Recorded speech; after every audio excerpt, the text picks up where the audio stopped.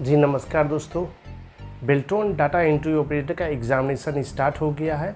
Exam चल रही है। सीबीटी एग्ज़ामिनेशन देने के बाद लोग टाइपिंग भी दे रहे हैं। हम उस मुख्य विषय पर बात करना चाहते हैं जो एग्ज़ामिनेशन के बाद टाइपिंग होती है और उसमें क्या होता है। तो बहुतों अर्थी का मैंने सारा चीज़ गाइडलाइन मैंने लिया हूँ। उस विषय पर हम इस वीडियो के माध्यम से मैं पूरी जानकारी देंगे। नमस्कार दोस्तों, मैं आर्यन सर फिर से स्वागत करता हूँ आपके अपने YouTube channel Aryan sir blogs में। दोस्तों, अगर चैनल को सब्सक्राइब नहीं किए हैं तो जल्द से जल्द चैनल को सब्सक्राइब करें और बेल आइकन घंटी को ज़रूर दबाएं। दोस्तों, मैं बात करना चाहता हूं कि बेल्ट्रॉन एग्ज़ामिनेशन में जब सीबीटी एग्ज़ाम जब होती है तो बहुत अच्छों से लोग दे देते हैं। उस समय फंडामेंटल से सारे क्वेश्चन पूछे जाते हैं, जैसे ऑफिस के सारे क्वेश्चन रहते हैं, वर्ड में सबसे ज़्यादा रहते हैं। उसके बाद आपको डॉस भी पूछे जाते हैं और नेटवर्किंग के माध्यम से भी पूछे जाते हैं। नेटवर्किंग का सारा चीज़ पूछे जाते हैं। तो जो भी है ये फंडामेंटल ही पूछे जाते हैं। तो ये बातों पर ज्ञात रहना चाहिए और ध्यानपूर्वक स्टडी भी आपको करना चाहिए। तो ये सब तैयारी आपको कर लीजिएगा फंडामेंटल से रिकॉर्डिंग के लिए। और ख़ास बात मैं आपको बता देना चाहता हूँ कि शॉर्टकट की भी आपको बहुत ज़्यादा महत्वपूर्ण है। तो शॉर्टकट की भी आपको बहुत ज़्यादा जानकारी लेना चाहिए, ठीक है। तो ये फंडामेंटल से बहुत ज़्यादा क्वेश्चन पूछे जाते हैं सीबीटी एग्जामिनेशन में बेल्ट्रॉन डाटा एंट्री ऑपरेटर के लिए। दूसरी बात है कि जब उसी दिन आपका एग्जामिनेशन होती है तो आपको सीबीटी एग्ज़ाम देने के बाद आपको कुछ समय के लिए इंतज़ार करना पड़ता है। उस समय आपको फिर से टाइपिंग मॉक टेस्ट 2 मिनट के लिए होती है, जो आपको बता देना चाहते हैं। 2 मिनट के मॉक टेस्ट होने के बाद आपको 10 मिनट या फिर 12 मिनट आपको प्रतीक्षा करना पड़ता है। प्रतीक्षा करने के बाद आपको 10 मिनट के लिए टाइपिंग आपको दिया जाता है।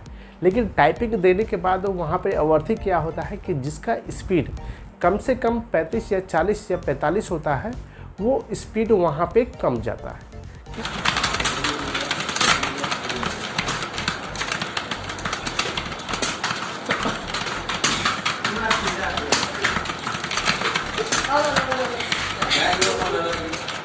क्यों कम जाता है तो हम आपको यहाँ पे बताना चाहते हैं।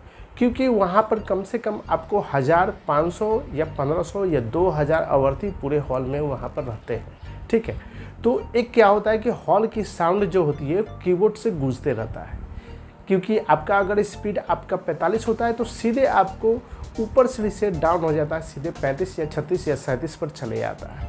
तो ये बातों पर ध्यान दीजिएगा, क्योंकि वहाँ पर एग्जामिनेशन टाइपिंग देने के बाद वहाँ पर घबराहट बहुत ज़्यादा हो जाती है। घबराहट, दिल के धड़कनें बहुत ज़्यादा तेज़ हो जाती है टाइपिंग देने के लिए, क्योंकि वो आवाज़ें सुन के उसका थोड़ा सा घबराहट हो जाती है। तो वो पूरे आवाज़ पूरी रूम में एग्जामिनेशन हॉल में वो एग्ज़ाम गूंजते रहता है। तो इसलिए आवाज़ें थोड़ा उस पर फोकस ना करें दोस्तों। फोकस करने से क्या होता है, ध्यान वहाँ पर चला जाता है।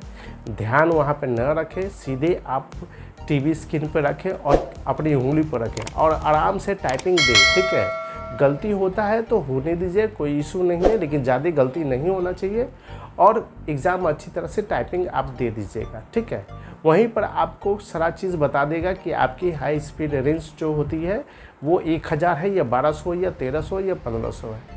अगर जितना 1000 से ऊपर लाते हैं इसका मतलब होता है कि आप उत्तीर्ण रह जाते हैं, ठीक है। यानी कि टाइपिंग में आप उत्तीर्ण करा दीजिएगा। तो इस बातों पर ध्यान दीजिएगा, एग्ज़ाम अच्छी तरह से दीजिएगा। और इसी बातों के लिए हमने इस वीडियो के माध्यम से मैंने बताया था। और इसी जानकारी अगर किसी को अगर एग्ज़ामिनेशन अभी तक बचा हुआ है तो ज़्यादा से ज़्यादा इस वीडियो को शेयर भी कर दीजिएगा, क्योंकि सारी जानकारी यहाँ पे मैं आपको बता रहा हूँ, ठीक है। ध्यान से एग्ज़ाम देना है। अभी भी अगर टाइपिंग घर पे करते हैं तो याद रखिएगा लगातार टाइपिंग मत कीजिएगा। टाइपिंग करने से क्या होता है कि थोड़ा सा ज़्यादा टाइपिंग करने से क्या होता है कि आपका स्पीड कम जाएगा। इसलिए याद रखिएगा कि आप कम से कम आधा घंटा 1 घंटा लगातार टाइपिंग कीजिएगा। टाइपिंग करने के बाद फिर आपको 1 घंटा रेस्ट करना है। इससे क्या होता है कि आपको उंगली को थोड़ा सा राहत मिल जाएगा और इसी तरह एग्ज़ाम आप दे सकते हैं। तो आपको क्या है कि रेस्ट करना 1 घंटा, 1 घंटा टाइपिंग करना, 1 घंटा रेस्ट करना, 1 घंटा टाइपिंग करना। ज़्यादा फोकस मत दीजिएगा टाइपिंग पर, आराम से टाइपिंग कीजिएगा। इससे स्पीड आपका बहुत ज़्यादा बढ़ जाएगा। हिंदी हो या इंग्लिश हो, बहुत अच्छा आपका स्पीड आएगा। इसी तरह बेल्ट्रॉन के जितने भी अर्थी जो अभी कार्यरत है डाटा एंट्री ऑपरेटर के पद पर। लोग इसी तरह से प्रैक्टिस करते हैं। याद रखिएगा, लगातार प्रैक्टिस मत कीजिएगा, थोड़ा सा राहत के लिए तभी कीजिएगा। बाकी फुल जानकारी आपको हम इस वीडियो के माध्यम से दे दिए हैं। फिलहाल के लिए बहुत बहुत धन्यवाद। नेक्स्ट वीडियो में मिलते हैं दोस्तों।